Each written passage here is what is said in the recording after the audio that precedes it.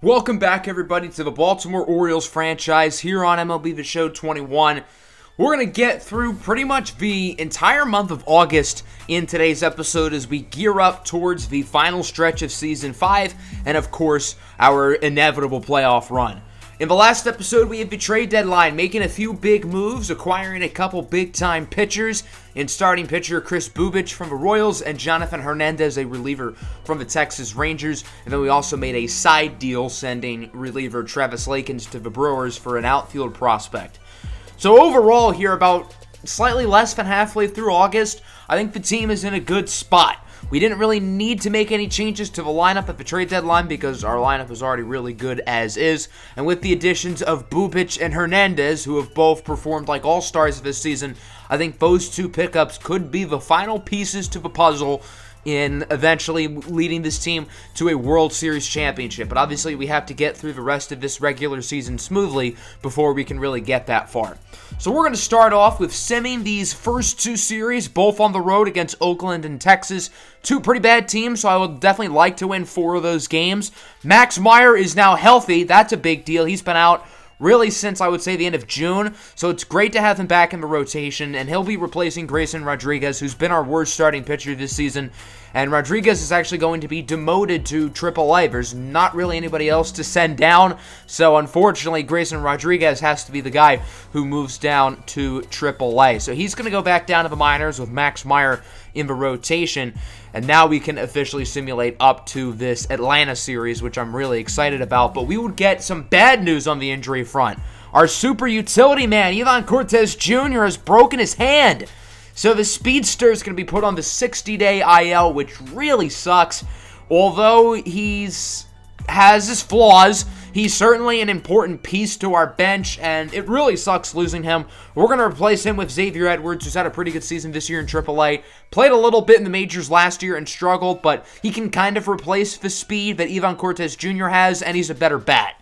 We would end up winning 4 of our 6 games, as I said we should, winning 2 of 3 in Oakland and 2 of 3 against the Texas Rangers. So overall, pretty solid as we face off against the team with the best record in the National League, the Atlanta Braves. I do want to point out that Louis St. John and Lenny Lynn are still first and second for MVP. They're still competing for the home run crowd. But I really wanted to play this game with Yerman Marquez because it's at a National League park, and we know Yerman Marquez can rake. So I figured it would be especially fun to use him here. Last year in Atlanta, if you remember, Yerman Marquez hit a home run. I don't know if he's going to do that again, but we'll see. These two teams played back in April. I called it a possible World Series preview. And here in the month of August, that has not changed. The Atlanta Braves, of course, the defending champs, have really hit their stride. No Ronald Acuna today, though. He is getting the day off. He's not injured or anything. He's just not in the starting lineup today. Kyle Wright will be starting for Atlanta. He's mainly been a long reliever this year, just his 4th start. But out of the bullpen, he's been very good with an ERA at 2.65. Really playing some high-level baseball as Shed Long leads the game off. Count is full. Rips that one up the middle for a base hit. Of course, it's been a rocky year for Shed Long, who has not capitalized off his career year last season. But Long has definitely still come along here in the summer months and has played a lot better. Runner on second now, 2 away for the American League MVP favorite, Louis St. John, who draws a walk. That's a tough pitch to lay off, and I do feel like St. John's discipline is still the one area of this game that's not great, but good to see him laying off a tough pitch. So now we have a pair of runners on for Mountcastle, who grounds that one to right, and the Braves get out of the jam. Despite leaving 2-1, the Braves get out of it without allowing any damage, and we go to the bottom of the first inning, where we will get a look at Yerman Marquez, who, kind of like Shed Long, has not picked up after a career year, but he's still doing pretty good, and he gets to swing the bat today, which should be fun. Austin Dean, playing center instead of Ronald Acuna, leads things off, and he's going to strike out on the slider. That pitch was filthy, I've got to say. The outside slider fooled him. Freddie Freeman is now up. The veteran, he goes down looking on the high changeup. So a couple strikeouts there in the first inning for Yerman Marquez, who retires the side. And we go to the second. Xavier Edwards, in his first major league at-bat of the season, gets that one to drop there for an extra base hit. Edwards, the speedster, hangs into second pretty easily for a double. So a great start to the campaign for Xavier Edwards, who has not played in a Major League game since last September. And now there's a runner in scoring position for the pitcher, German Marquez, who hits this one pretty nicely into right field. Will that be fair? It is caught! The Frenimal! Franmil Reyes with an incredible catch. It's really hard to tell if that would have dropped fair. I think it would have been fair had it not been caught, so Franmil Reyes might have just saved a run from being put on the board. Reyes leads off the bottom of the second. He draws a walk, so a couple nice plays there by Reyes, not only getting the big catch, but also getting on base. Yoan Moncada also draws a walk, so Atlanta's two big free agent signings from this past offseason are aboard. German Marquez is really struggling as Ozzie Albies grounds it to first. A nice opportunity for a double play, and that's what happens. Lenny Lane, of course, is playing defense at first base today. Normally, he's the designated hitter, but he has to play in the field, and he looked pretty good on that play. So the Orioles get the double play. They get out of the jam themselves, and we go to the third. Nick Castellanos is up. He hits this ball high, pretty deep, into center field. Dean at the track, at the wall. See ya! It's gone. A solo home run for Nick Castellanos, his 26th of the year.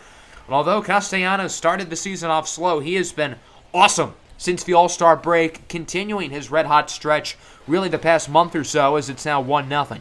Louis St. John trying to keep the fun going, but he takes a big swing and a miss. So Kyle Wright gets out of the inning, but not before a huge home run there from Nick Castellanos to finally get some runs on the board. Into the bottom of the third, J.T. Realmuto gets that one to ground past the glove of the third baseman. So that'll be a single. Kyle Wright goes for the bunt, and the Orioles try to turn two, but instead they turn zero. A bad decision there by Lenny Lane to throw it to second rather than just tagging first. So now Atlanta has a pair of runners on, and they are going to capitalize. Freddie Freeman with 2 outs hits that one off the wall in right center. 2 runs will score, but Freeman's going to be out at third after a bad throw by Bowman had to go to the cutoff man. So Freeman decided to go, and, well, it backfired, but Atlanta still scores 2, largely in part because of a decision by Lenny Lane to go for the double play. With 2 away here in the top of the fourth, Xavier Bowman will draw a walk, so that'll bring up the other Xavier, Xavier Edwards, who already has a hit today in his first Major League at-bat of the season. Going to try to make it 2 for 2. And he's going to do exactly that, singling into left field, so the 2 Xaviers are on base. And with 2 away, this is a huge opportunity for guess who? The pitcher, German Marquez. 2-2 count, 2 away, 2 on, and he hits this one high, deep, into left field, but actually not that deep. I was trying to be over dramatic. He hit that one pretty solid, but it is caught by Ozuna.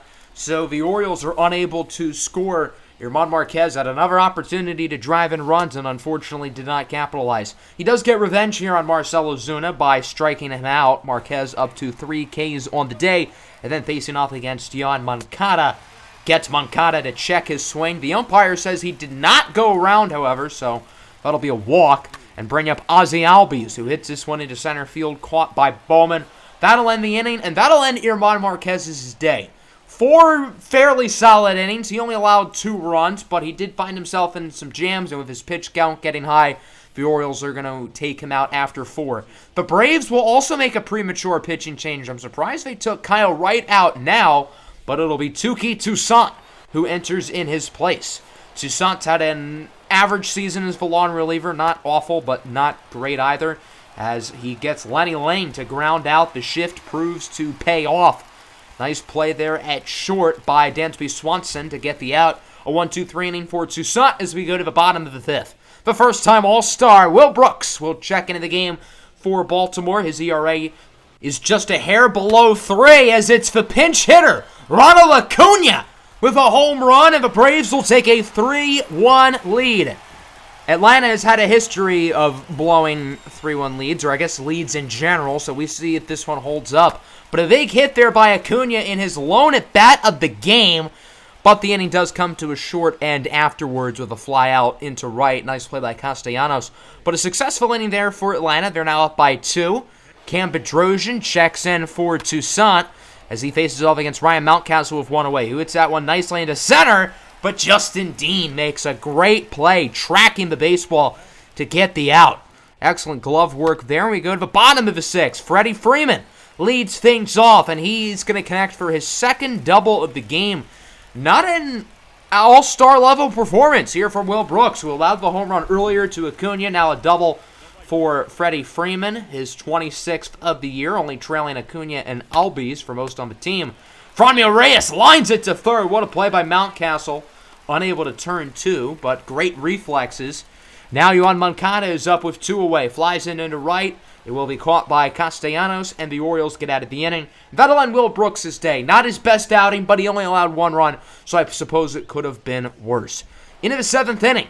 The Orioles are down by two. Cam Petrosian still in the game as Xavier Bowman gets his second base hit of the game. He's the leadoff hitter, keep in mind. So now the Orioles have a base runner on with nobody out, and Xavier Edwards has a chance to capitalize. Edwards is now 3 for 3 on the day. What a start to his season.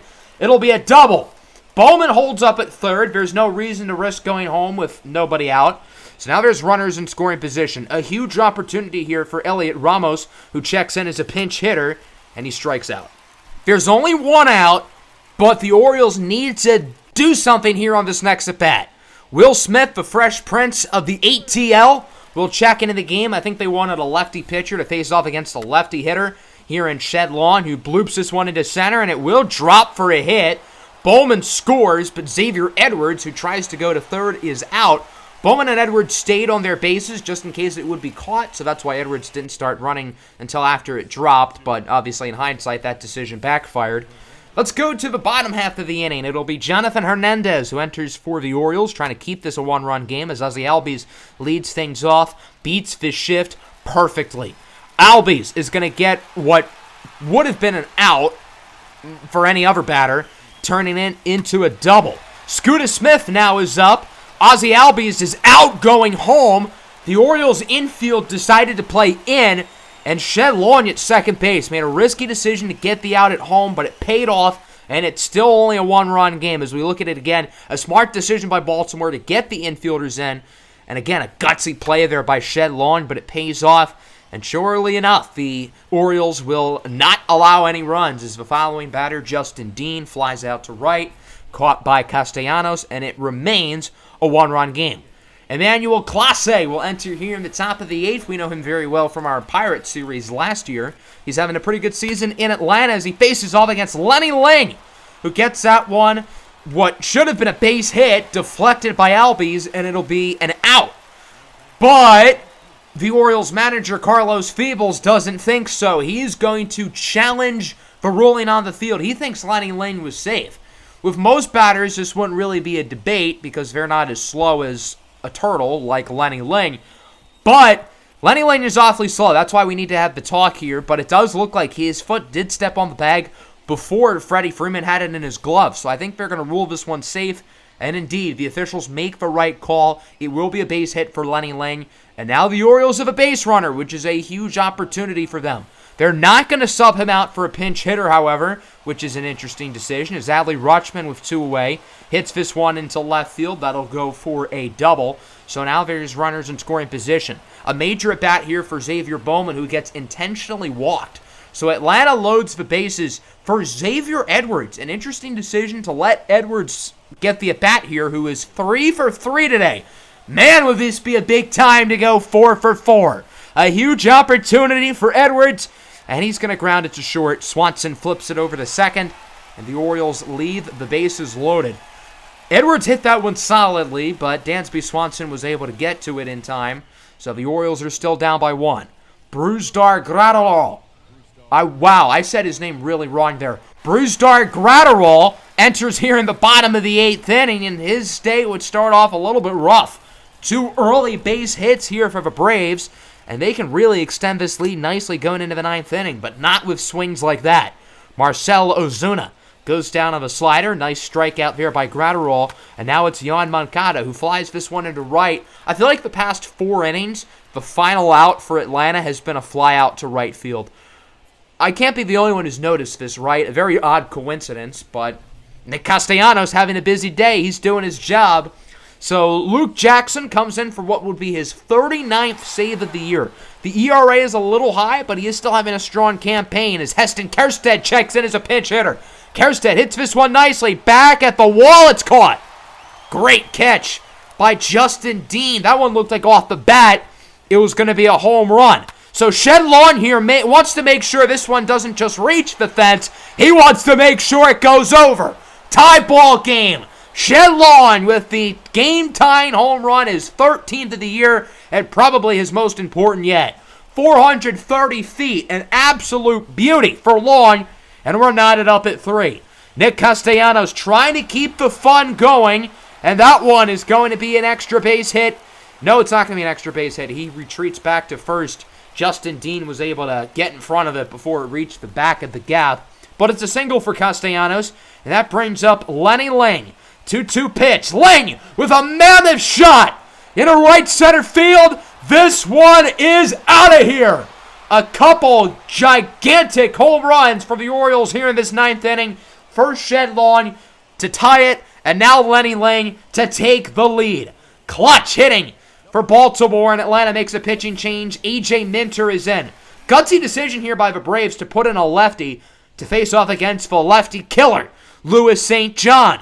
And he would strike out. So, unfortunately, the fun parade kind of comes to an end there as we go to the bottom half of the inning where Edwin Diaz tries to finish things off.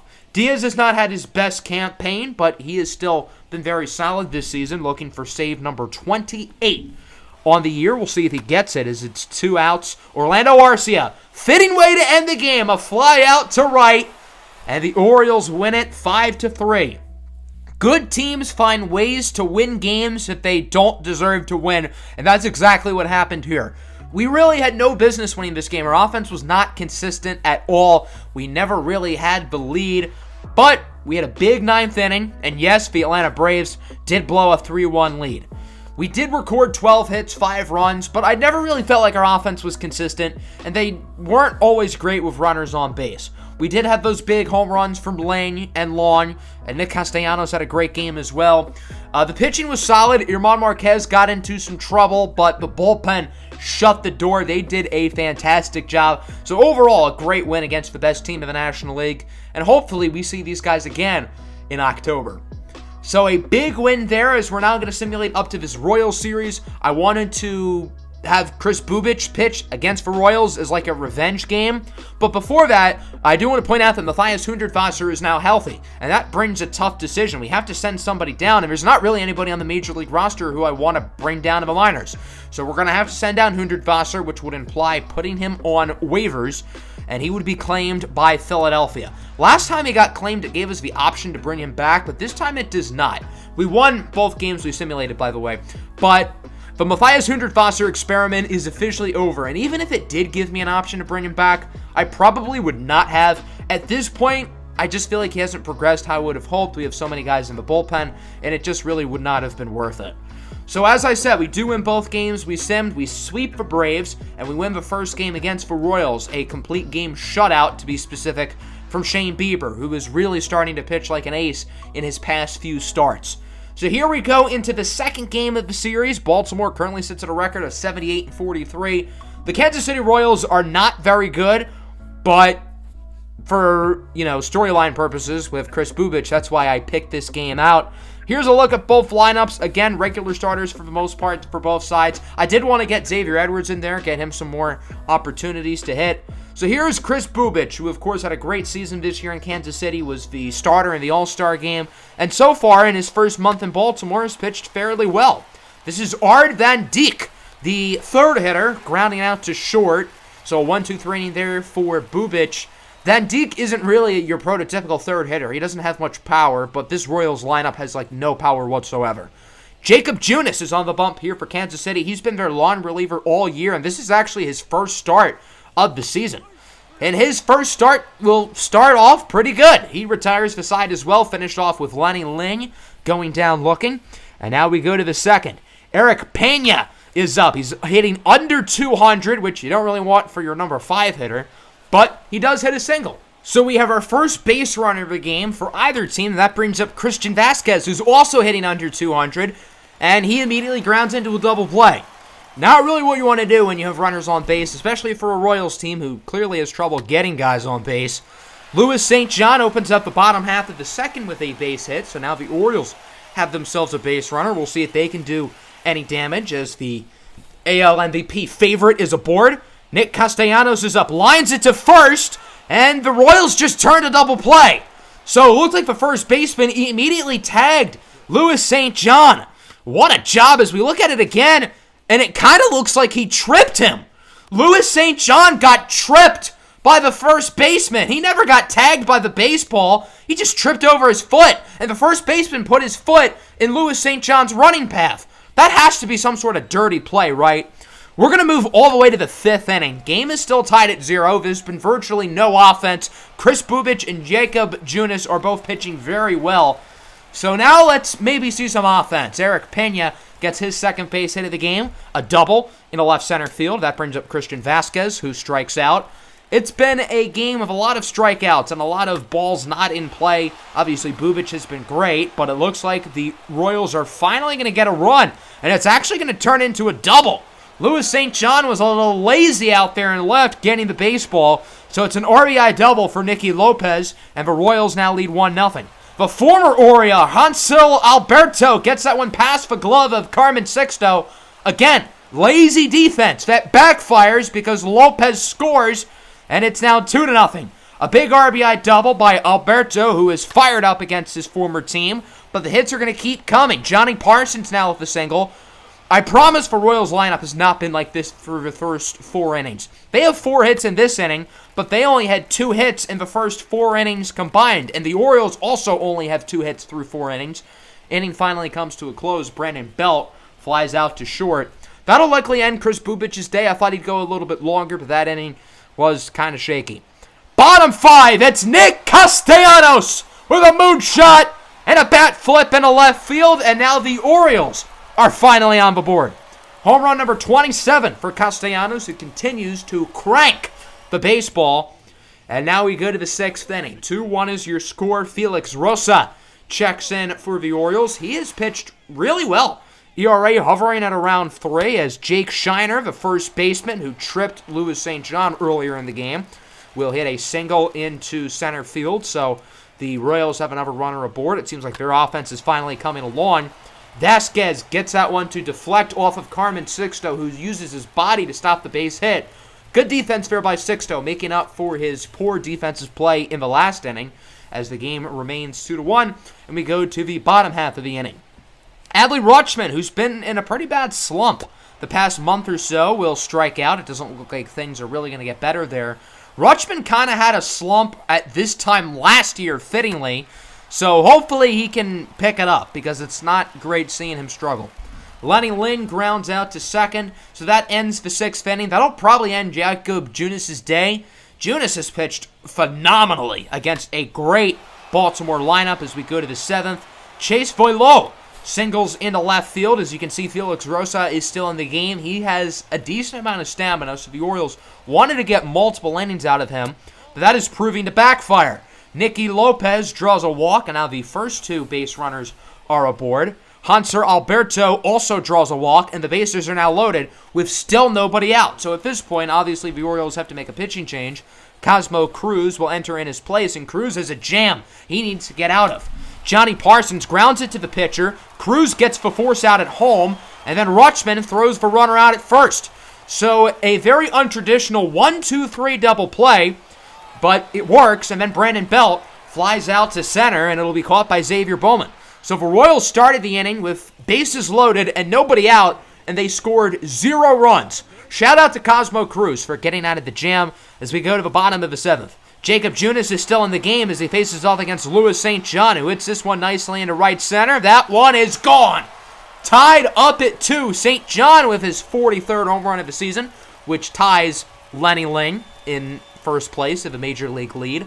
A great home run there by LSJ, who continues to have a monster year, and it came at a very big time because now the Orioles have tied up the game, and Kansas City makes a pitching change. Roel Ramirez will enter for Kansas City as he faces off against Shed Lawn, swinging at a pitch that he probably should not have, but it goes for a single, so I guess it doesn't really matter.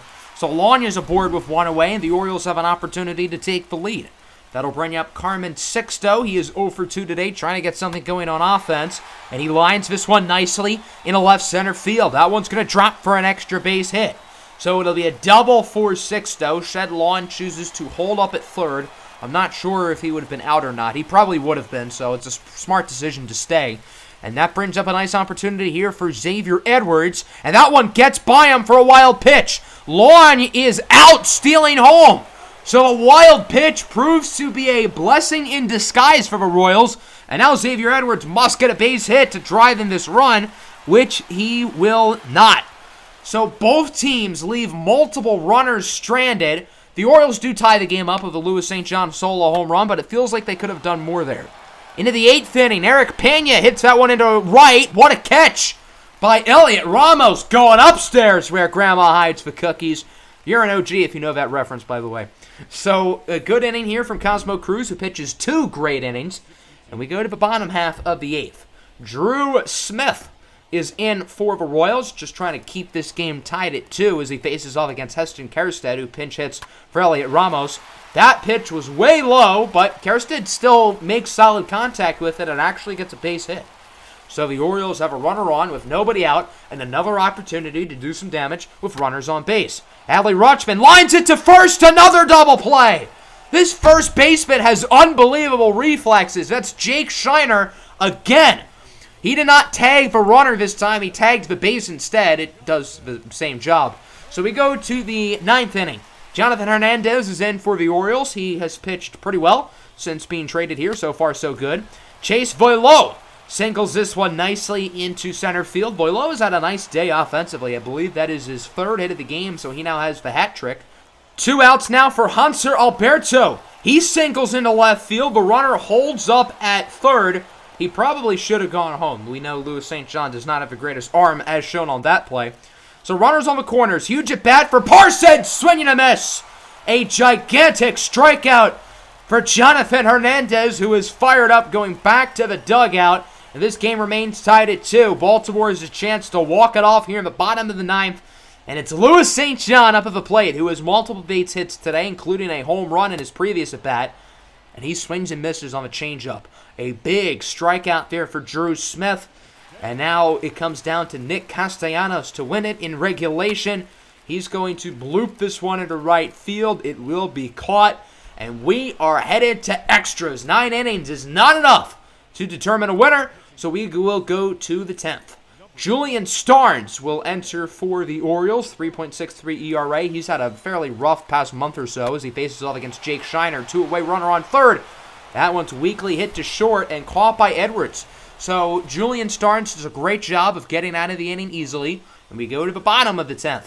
Kenny Carrillo is in for Kansas City. Obviously, you got the runner on second. 1 away for Carmen Sixto, who goes down on the fastball, and he is pissed. A huge strikeout for Carrillo. And now it's down to Xavier Edwards to keep this game within 10. He hits this one into center field. Doesn't look like that one will be deep enough. It's caught by Arnt Van Dijk. And that means we are going to an 11th inning. Despite starting with a runner in scoring position, neither team is able to get a run across. And Will Brooks enters for Baltimore. By putting Brooks in, the Orioles are having someone who can pitch multiple innings at a time. They think this game might last a little while. So Eric Pena opens things up, drawing a walk, and now there's 2 runners on. Now you got runners on the corners for Chase Voileau, trying to get his 4th hit of the game, and that he does. A single into right field, run scores, and the Kansas City Royals have taken the lead back. It's now 3-2. An impressive performance here for Voileau, as that'll bring up Nicky Lopez, grounds it to short, and Baltimore turns 2 to get out of the inning. So now we go to the bottom half of the 11th. Caleb Ferguson is in for the save, another guy who was in our Pirate series last year. He has a very high save percentage, but a very pedestrian ERA, which is kind of odd. So Heston Kjerstad leads the inning off, lefty on lefty crime, runner on second, full count pitch. He did not want to lay off that one, but he does. It's an inside fastball for ball 4. And now the Orioles have a pair of runners on. A major at-bat here for Xavier Bowman, who has been clutch in extra innings this year. He's had a few walk-off hits, few walk-off runs, and he grounds it right to short for a double play. Just a costly pair of outs there from Xavier Bowman. And now the Orioles need a base hit. It comes down to Adley Rutschman in his slump, 0 for 4. Count is full, and he goes down looking on the curveball. The Kansas City Royals steal this game away from Baltimore. 3-2 in 11 is your final. A rough loss against a bad team.